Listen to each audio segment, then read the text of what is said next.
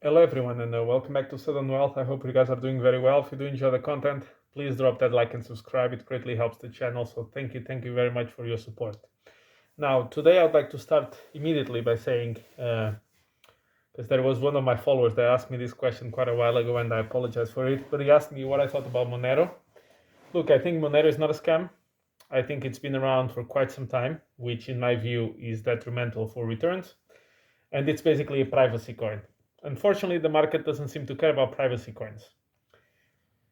Privacy coins are about 10% of meme coins, so that should tell you everything you need to know. I hope it does great. I think it's a great, privacy is one of the human rights, is one of the first ones, by the way. And I'm a true believer in it. And I do like that, for example, exchanges like Kraken still support that coin, while all the others have banned it. However, unfortunately, if I'm in the business of trying to retire, it's not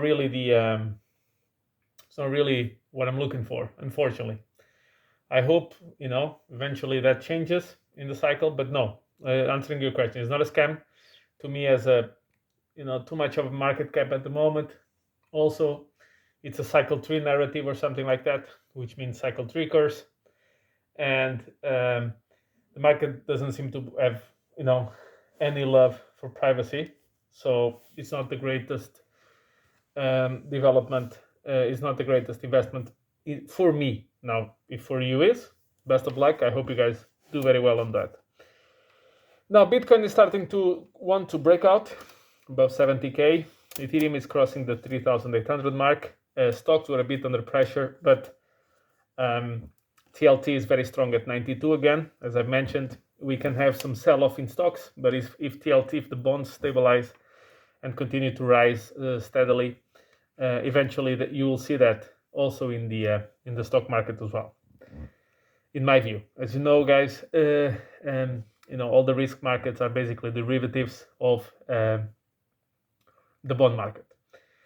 And what I wanted to say, so gold is a bit under pressure, nothing special, but what I wanted to focus on a little bit today is I think we need a clean and clear breakout from the 74, 75,000. I think we need to see Bitcoin above the 80,000 just to see it cross the 7 handle into the 8 handle, just for psychological effects.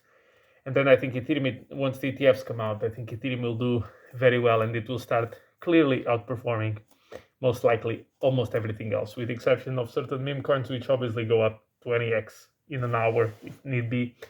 But other than that, I do believe Ethereum is going to outperform. And I've said this before. I think either by the end of this cycle or in the next cycle, I think Ethereum will flip Bitcoin and become the number one coin by market cap.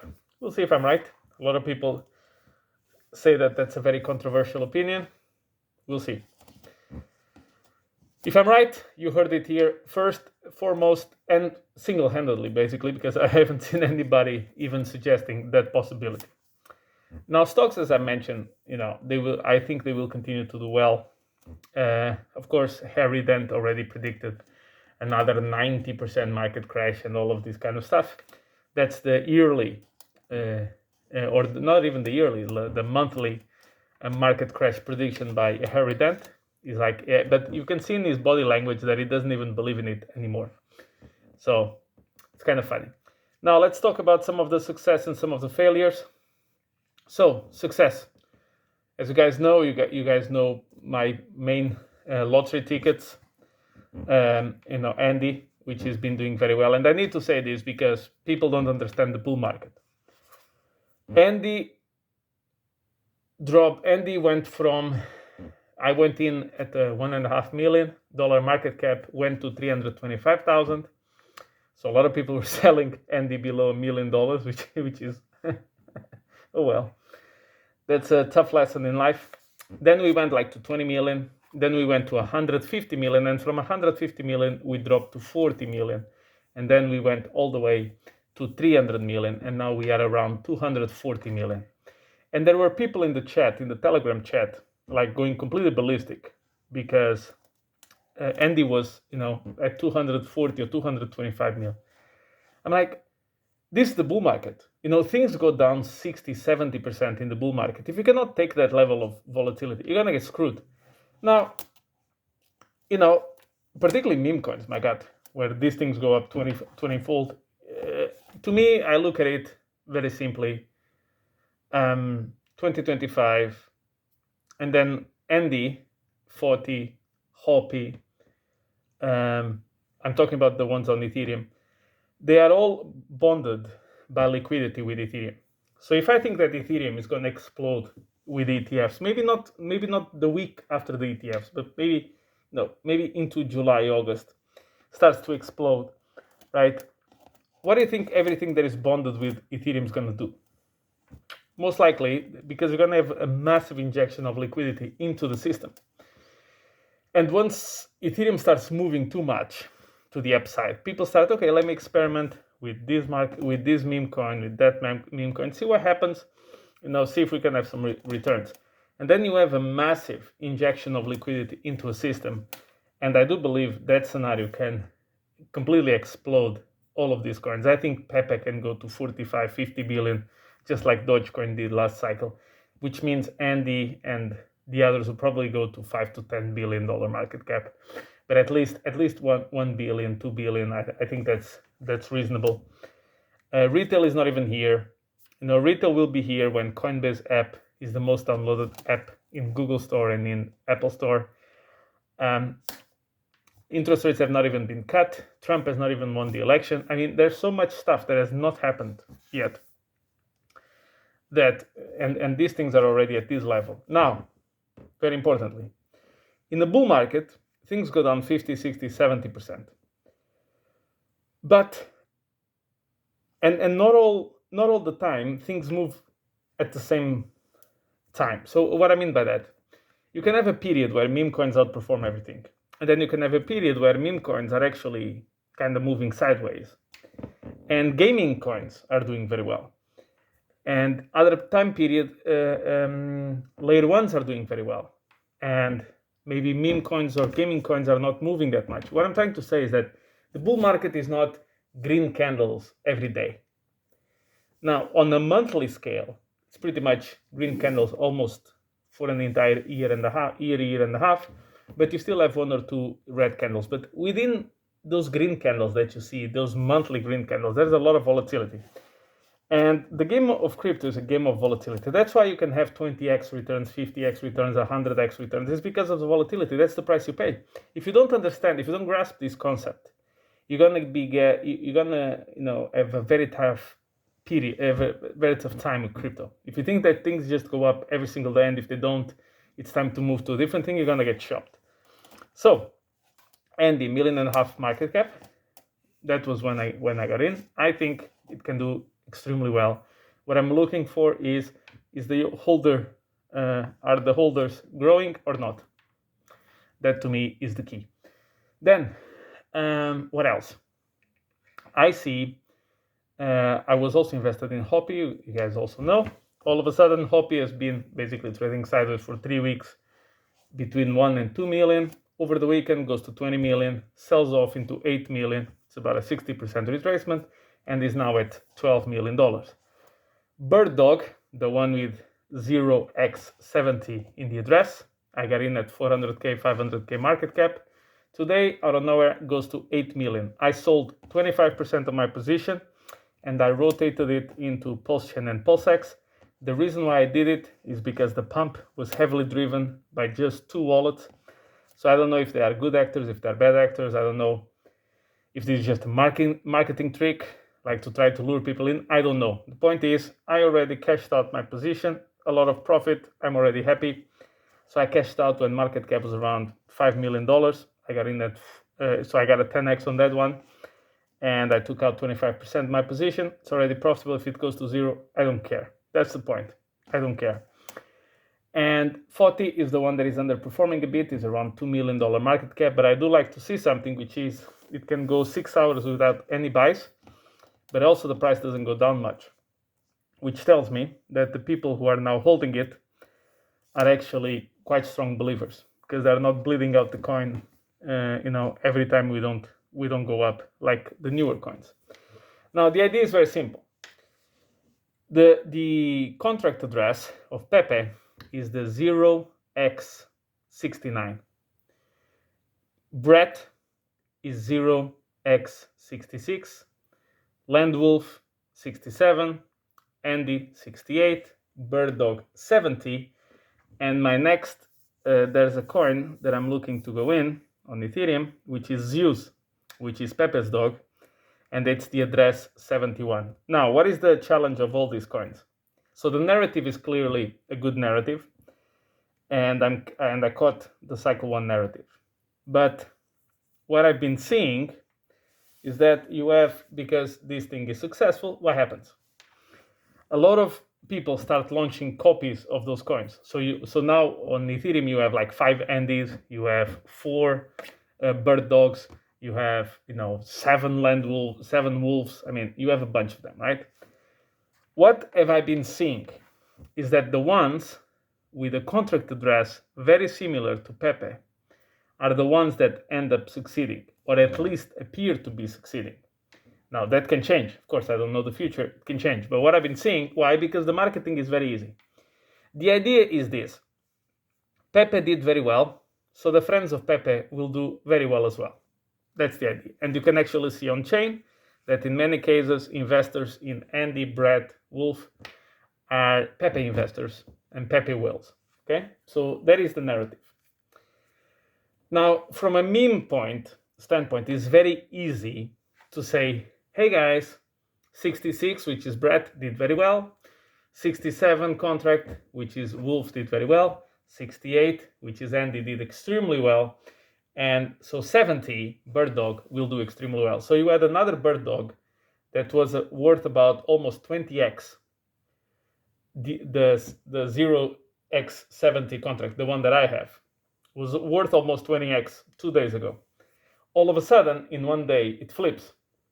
Now, I don't know exactly if it's still flipped, but at least it's very comparable. So the point being that these things can move quite a bit. Now, what I'm looking for in Zeus, the 0x71 contract address on the Ethereum chain. I only talk about Ethereum, by the way, so don't ask, oh, is this the Brett on base? No, it's not. Everything's in Ethereum. If I see that coin below 2 million market cap, I will probably drop somewhere between $750 and $1,000 into it. That one I like a little bit less because there's a holder who has 30% of the supply, and I don't know what he's going to do. I don't know if he's going to, I'm not sure if he has 30% of the supply or, some people say that supply is burnt. I haven't looked at it, to be honest, but apparently there is some, unclarities about the ownership. So, I mean, I'm okay to lose $700 or something. So what I do is what I always do. I create a separate wallet, drop a few tokens there, and let it go. And if it goes down 80%, it's fine. If it goes up eightfold, I'm happier, but it's also fine. And then what I do is once it reaches a certain level, I like to rotate the profits into a little bit of cash out. So I de-risk a bit, so I get less emotional about the market. And I rotate them to Pulse Chain and PulseX and the likes. I do think Pulse Chain and PulseX will do extremely well. I'm probably the only guy who likes those coins that hasn't, had periods of disbelief. Pulse Chain, PulseX, they are cycle 2 narratives. They run closer to the end of the bull market, and I'm completely aware of it. So I don't mind it. Like, I have the same trust that I had in the past, I have now, and I will have in the future. The coin is the same. They do the same. The difference is the color of the candles. We just witnessed 13 weeks of red candles. To me, that's music to my ears. I love it. That was the time that I accumulated the most. Can I be wrong? Can it go to zero? Of course it can go to zero. I mean, anything can go to zero, right? I mean, what if the Ethereum Foundation sells all their Ethereum, they throw Ethereum to zero? I mean, sure, and anything can happen. I mean, what if we have solar flares and the internet is shut forever? Then all the cryptos are worth zero, right? So, I mean, anything is possible. So it's a matter of living with that decision. Now, once again, I'm not here trying to sell you on anything or trying to convince you to do anything. I'm just telling you what I'm invested, why I'm invested in it, and what am I doing, which is most than all these YouTubers do, by the way. Then I wanted to talk about Peter Schiff. Now, Peter Schiff has been slamming. He's saying now, so he had several theories. First of all, he's been predicting the demise of Bitcoin since Bitcoin was $10. But besides that, just take the highlights of the past few months. Bitcoin's going to go to zero because the ETFs will not do anything, because there's no pent-up demand for Bitcoin, because everybody was in 2021. Remember the Super Bowl ads, blah, blah, blah. What happened? No, there was a lot of demand for Bitcoin with ETFs. We got new all-time highs, well ahead of schedule, by the way. So we've never had a stronger cycle. Now, his new narrative is the Ethereum ETFs will take the spotlight from Bitcoin, and basically Bitcoin will collapse, and the Ethereum ETFs will do wonderfully, and Bitcoin will collapse. The theory is always Bitcoin will collapse. You see, but the thing is, we have 15 years of data. A lot of these things are no longer guesses. They're history. Peter Schiff had an opinion, which is, as we get more cryptos, Bitcoin will lose its value, because now you can choose from a lot of coins, so Bitcoin will just go to zero. Wrong. As more coins came in, the more Bitcoin went up. So the more new all-time highs Bitcoin kept making. So the theory is wrong. You see, what he's failing to see is assuming that you have a pie and the pie is getting sliced. And the more coins you get, the more slices you make. So the less goes for Bitcoin. What he forgets is that by having more coins, more economic power comes in that makes the pie bigger. So even though you're getting a slice, in the case of Bitcoin, half of the pie, your pie is now 4 times bigger than it used to be. So you're getting a 2x, for example. That's the part he fails to see. See, money supply increases by 8% per year. Inflation increases 3, 4, 5% per year. So you need something that yields you 13%. That's it. Gold does not even keep up just with the CPI part. Doesn't even keep up with that. You need gold to go to $2,700 to break even from 2011, and you need gold at $3,600 to break even from 1980s.